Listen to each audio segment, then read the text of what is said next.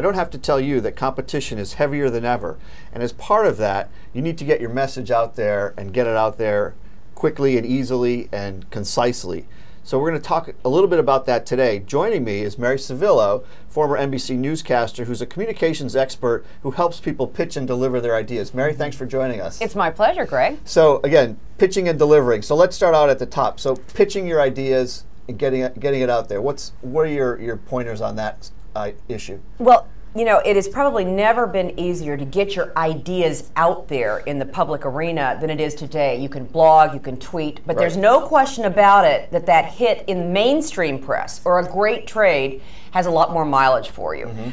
So the first tip that I would have, Greg, is to say that you've got to really know who the catcher is. You're pitching, know the catcher. And by that I mean, look, the players can change. The editor today isn't the editor tomorrow. You need to know what they're writing about, who their audience is, and who you're talking to. Okay. The fastest way to cut off a conversation is if you, oh, that was the guy that was before me. Right.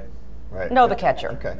Know the catcher. Very good. So that's a great key for pitching your ideas, but then there's the delivery part, which is equally important. So what are your guidelines or tips for making sure that people get their message across and understandably? Okay. You got to make sure that unless you really are pitching something that truly is news, a new development, a new technology, a new technique, those are kind of few and far between.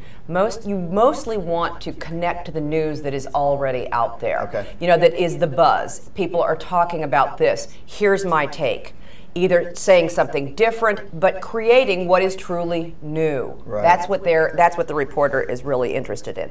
Another thing, you got to really keep it simple when you pitch it, and also when you deliver it. That's critical. You know, no one can wade through a whole lot of stuff to get to your headline. Right. Put that headline up at the very top. Why they should be listening to this. Why their audience will be interested. Okay. So we've got, know your catcher on the pitching side, and then in delivery, keep it simple. Absolutely. And so the third thing, I guess, would be follow-up, because invariably this is engendering a relationship with a reporter, an editor, that kind of thing, that again helps you get your message out there. And if you have something to say, then makes it easier to pitch, I would think. So what's the follow-up? Absolutely. It's all about relationships, isn't it? So here's a relationship. This reporter, caught what you were pitching. Make sure you don't want to stay on their case and bug them, for days on end. But when you have something really, keep your Rolodex fresh. This was a relationship that I had. Maybe it's something that you don't have a view on, but you think that they should see.